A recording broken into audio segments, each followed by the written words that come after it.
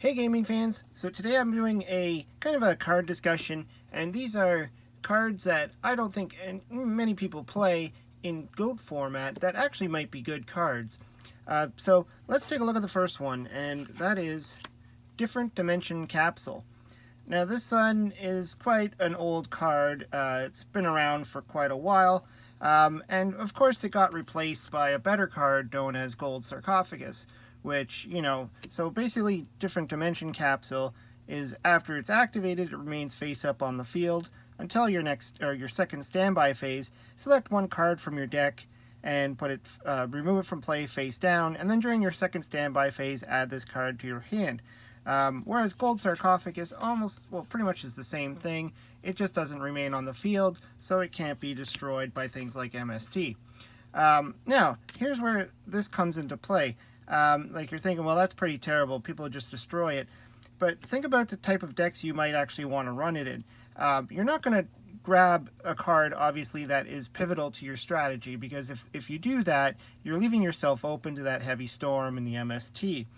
But if you were to be playing, say, in a deck that is full of back row, that you don't want to have destroyed, like Mirror Force, or say you're playing in a burn deck or a stall deck and you have your pivotal cards out on the field, putting something like this beforehand actually will help bait out cards like MST, Heavy Storm, because your opponent's going to want to get rid of that because they know you're getting a card of your choice, which could be a big card. Now, I would think that probably the better choice would be to grab something that would just be a nice-to-have card, not something that you actually do need to win the duel. So maybe something like Pot of Greed. You'd pull it out of your deck. If you actually pull that off, you get yourself a Pot of Greed. Or you could take something like a Heavy Storm or a Graceful Charity, something that is not going to be detrimental if it does get destroyed.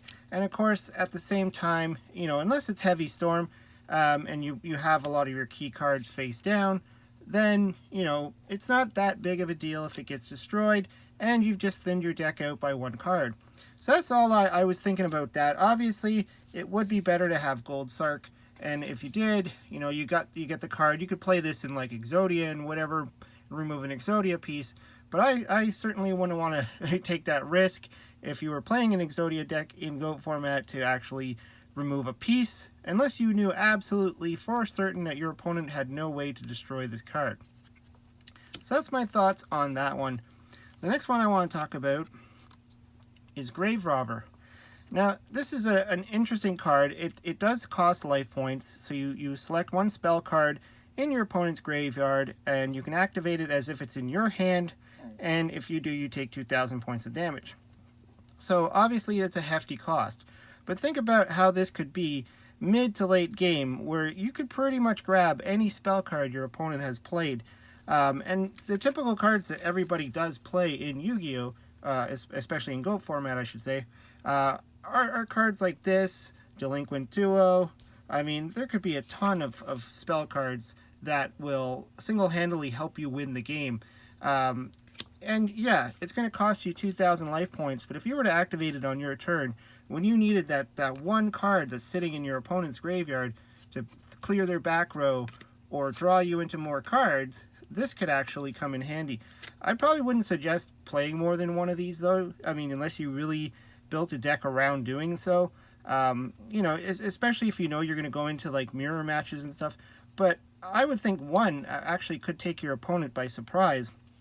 And, we all know the joy of flipping over a Magician of Faith and being able to grab whatever's in our own graveyard.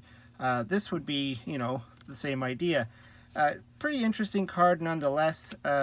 Late game, it might be problematic because of its life point cost, or its damage, I should say.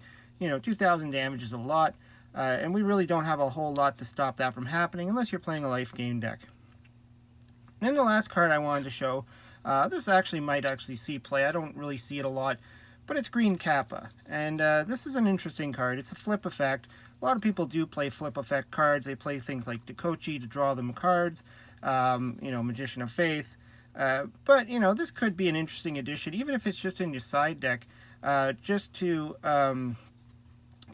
deal with back row, because we don't have a whole lot of like mass destruction. I mean, there is one heavy storm.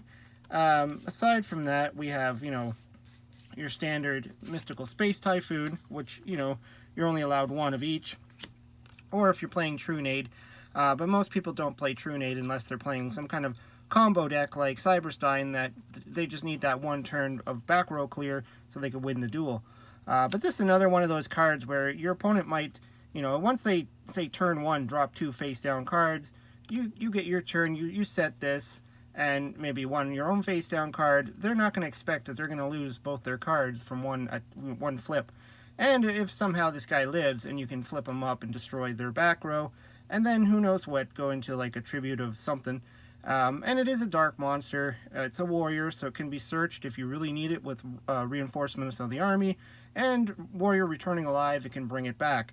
So just really good back row removal that I just don't really see played very often. Anyways, this was just a little discussion about some cards I was just thinking about lately that I'm just not seeing people play. And I'm sure there's good reason. I mean, the deck lists are pretty tight as they are. It's very hard to, not want to play a lot of the staples. And, everybody's playing certain cards in every single deck. So your deck list gets, really tight. But I just thought that these were kind of overlooked cards that maybe some people might not play or might consider playing.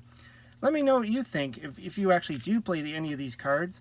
And, I'm sure there's a bunch of other cards that people pretty much just overlook because they just play the standard chaos decks and all that other stuff. Anyways, hope you liked the video. Let me know what you think down below. Hope you subscribe. Talk to you later.